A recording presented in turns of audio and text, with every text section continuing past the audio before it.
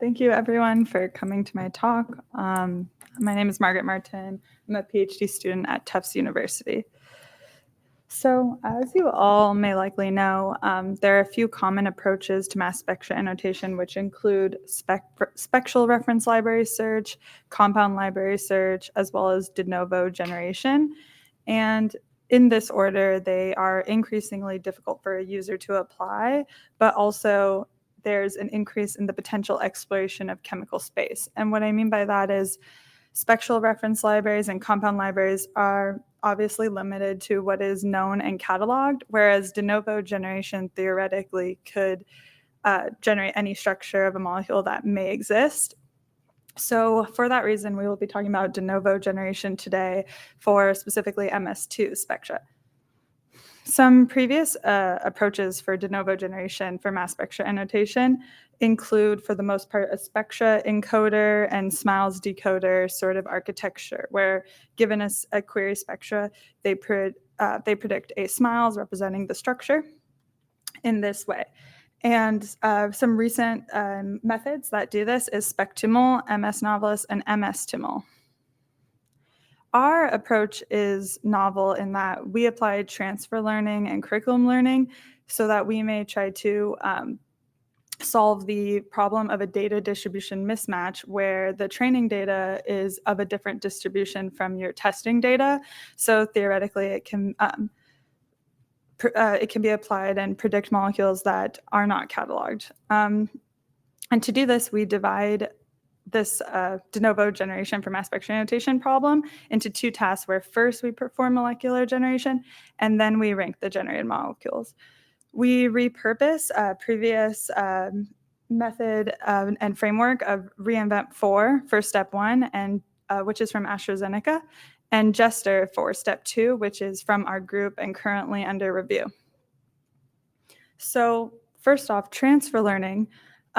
In transfer learning, you may leverage a previously trained model to solve a new task, and this has been shown to aid this problem of data distribution mismatch between a training data and a testing data. For example, in terms of molecular generation, you may have a prior model that was trained to generate molecules based on some sort of general compound database, and then you can take a candidate set that you believe is relevant to your new task or whatever you're interested in and do additional transfer learning to create a fine-tuned model that is more likely to generate molecules that are relevant to your problem. And next, reinforcement learning. This consists of models that learn to make decisions to maximize the scoring function.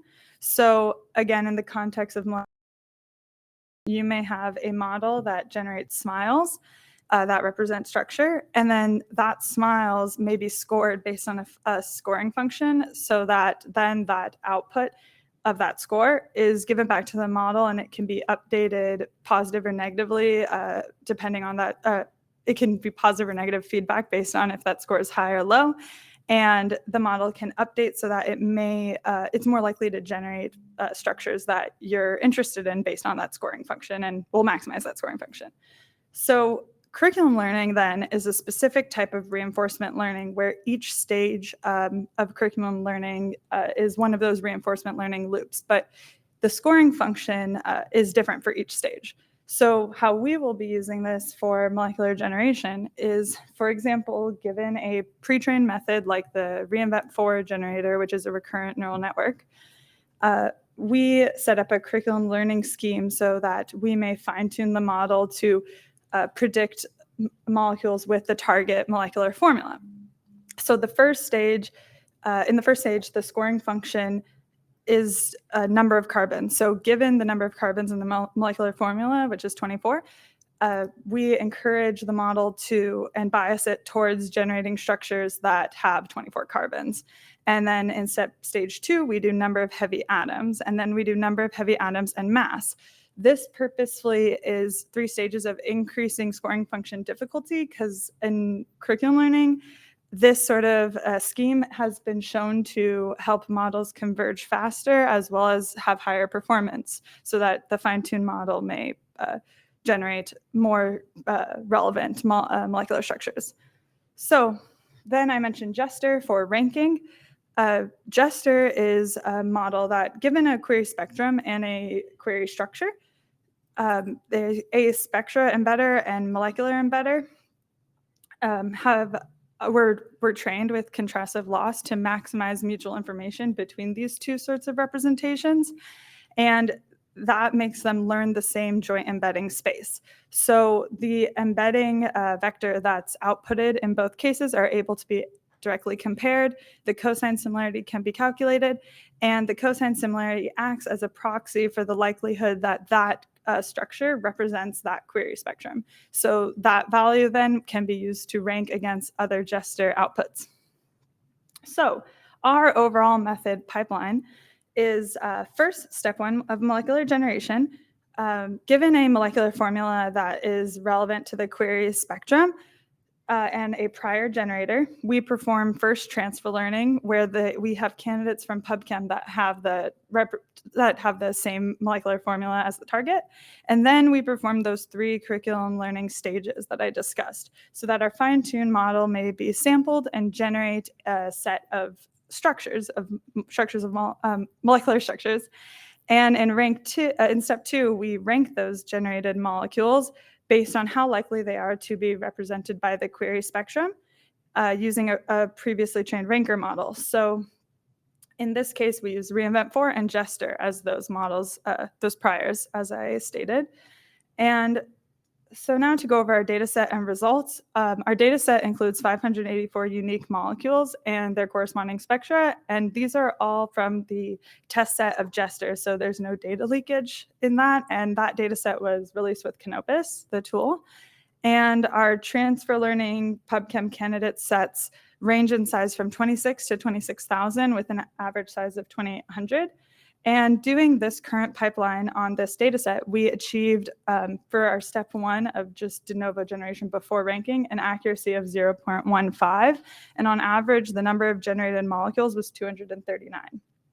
So after ranking, we see that our top 1 accuracy is 0.067 and our top 10 is 0.14. And what this means is that when we do generate the true structure, it's most likely in the top 10, and also our high Tanimoto score shows that these structures, even if they're not true, the true structure, they are relevant. So in conclusion, our method can generate the true structure at 0.15 accuracy currently and 0.14 rank at top 10. And our custom transfer learning and curriculum learning scheme does successfully fine-tune the prior to generate molecules out of the original distribution. And this 2-step approach also effectively ranks despite the large number of generated molecules. Okay, I wanted to thank my advisor, Dr. Hassoun, and the rest of the Hassoun Lab. Thank you all for listening. Are there any questions? Thank you.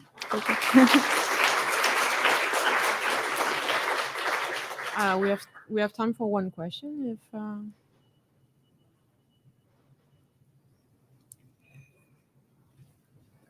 Yeah.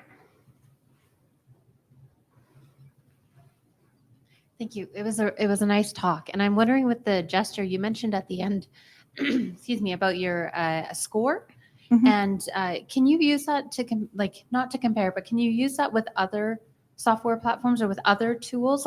Does that score give you something to then apply elsewhere, or is it within Jester that the score is relevant? Specifically the score that Jester outputs? Yeah. That basically, so Jester right now has only been trained on MS2 positive mode spectra. So right now, theoretically, it can compare, if you have a bunch of spectra and you can compare to one molecule or one molecule to multiple molecules to one spectra. But theoretically, it could be applied to more. It's just that's the current status of it. Okay. That's great. Yeah. Thank you. Thank you. All right. Thank you.